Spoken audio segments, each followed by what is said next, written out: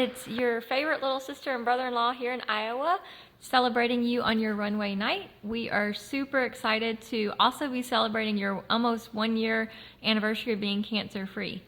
We're so excited for you tonight. We love you, and we can't wait to see you again. Bye.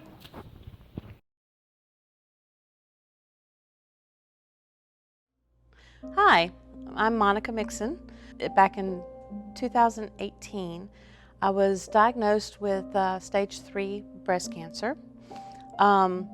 First, we thought it was going to be just something really simple.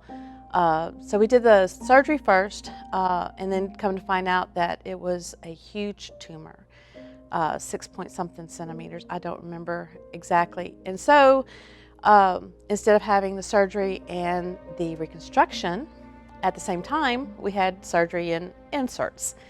And then had the port put in and went through chemo, what we call the Red Devil, which is really the harsh chemo. And then the other chemo, and then after that, radiation. I had 25 rounds of radiation. I do not remember the chemo. In fact, that whole year is just kind of a blur to me because I was either not feeling good, extremely tired, or leaning over the toilet, puking my guts out, one or the other. But God got me through it all. So whenever I was diagnosed, which was a misdiagnosis actually a year before, 17, they thought it was the fibroids, and which wasn't that far-fetched. I've had fibroids in the past and had to have a hysterectomy for it. But God's timing is great. So I went through all of this, and without Him, without God, I never would have made it. Never would have. I gave it to Him to begin with, and I told Him, whatever you want me to do, you bring me through it. I'm in it for the ride. And my family, my husband, my mom basically moved in with us, and my daughter, my son, everybody, my grandkids even, they were awesome. And no matter what, even when I was totally bald, my grandkids would tell me how beautiful I was. So my family was very important and very instrumental in me being able to get through this. Along with my church family too, which they're all, the support that I've had is just amazing. And then this support group that I've found, Unite, is just the next level. It's like the icing on top of the cake, with the cherry too. My doctors and their staff were so amazing. Dr. Lagarde, Dr. Oob, my oncologist, Dr. Hogan, my reconstructive surgeon, Dr. Bermudez, my radiologist, and all their staff. They were just amazing. And I couldn't thank them enough for what they've done and how they treated me like I was their only patient, and that I was the most important thing at that time, which I do appreciate. Thank you very much. And this is my story. Growing up in the 70s and 80s seems like a different world. We were an ordinary family. We did the normal school activities, Boy Scouts, Girl Scouts, and church was especially important. I have 2 older brothers and a younger sister. We could and would go outside and play in the neighborhood streets, riding our bikes, climbing trees, playing with the other kids in the neighborhood, or my favorite pastime, lying on the grass and watching the clouds. We did this until the streetlights came on and it was time to go home. The most influential people in my life were my great-grandparents, my grandparents, and my parents. My grandmother, Mama, was my best friend growing up. She taught me to dance and drink coffee, and Pawpaw, he would teach me how to cheat at solitaire. We kids would take turns spending Friday nights at their house. It was always a special night for me. We would watch the Carol Burnett show together, and now every time I see that show, I think of her. I remember when she had breast cancer. I understood what was going on, but I thought she was invincible, so she would be fine. And she was.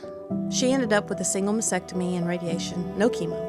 The strongest medicine she took during all this was a Tylenol. God has always been very important to me and my family. My great-grandpa was preacher at the Church of Christ, so we were always at church and church camp. I met my best friend, who is my husband, and many lifelong friends at church camp. It seems like my life is a calling to take care of family. I can see that God has put me where I needed to be, when I needed to be there. My mom was diagnosed with breast cancer in 2012 and went through the lumpectomy, chemo, and radiation. I was working for a ministry at this time. I know I would have had to quit any other job, but I was able to continue working from my parents' home, which was a blessing because I basically moved in with them for several months to help. Mom is now cancer-free and doing well today. My mother-in-law moved in with us around that time. She was able to help out while I was gone, which was a tremendous blessing for me and my husband. She lives down the road now from us, and for the past 6 years or so has needed lots of care herself. I've been very blessed to be able to help take care of her as well. But who knew at 49, while I was focused on taking care of my family, that I would be diagnosed with stage 3A breast cancer. Frustratingly, I was misdiagnosed for a year because the ultrasound was read as fibroids. This wasn't that far-fetched, as I'd had trouble with fibroids in the past and had to have a hysterectomy because of them. But God's timing is not ours. And because of this, I believe I'm in a better place, physically, mentally, and spiritually. Now, I'm currently cancer-free and on preventative medication. Today, you can still find me under the clouds, watching them from a window as I work, sitting on the porch drinking my coffee, or lying in the grass with my grandbabies, telling them all the wonderful things God has made and done. I guess this is my way of listening to God and waiting for what He has in store for me next.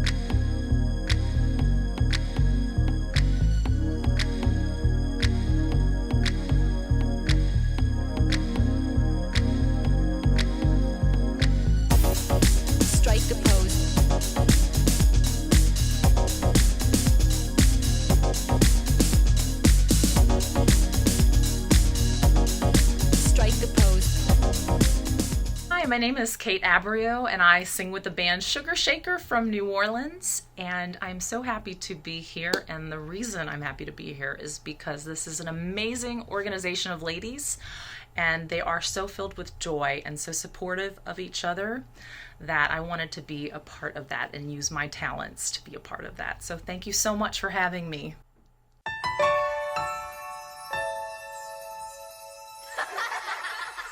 Think about the generations.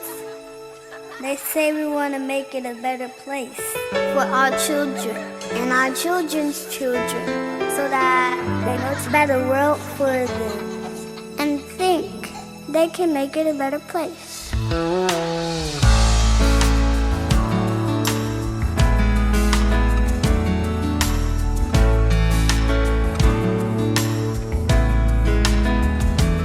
There's a place in your heart, and I know that it is of love, and this place could be much brighter than tomorrow.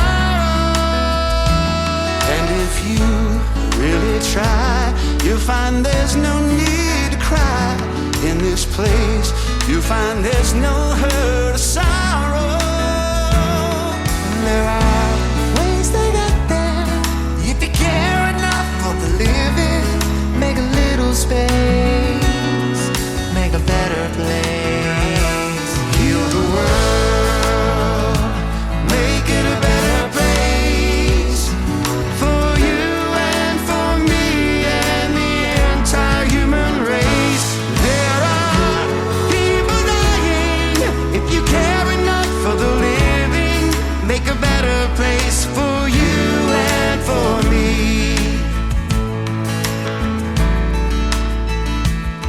You want to know why? There's a love that cannot lie. Love is strong, it only cares for joyful giving.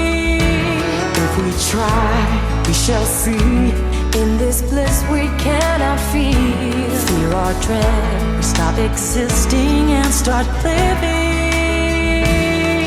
Then it feels that always love's enough for us growing. Make a better world, make a better world.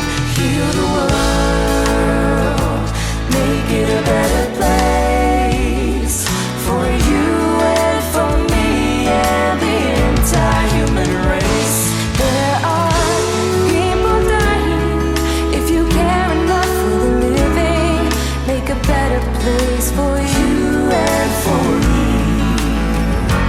Heal the world, make it a better place for you and for me and the entire human race. There are people dying. Make a better place for you and for me. You and for me. You and for me. There are people dying. If you care enough for the living, make a better place for you and for me.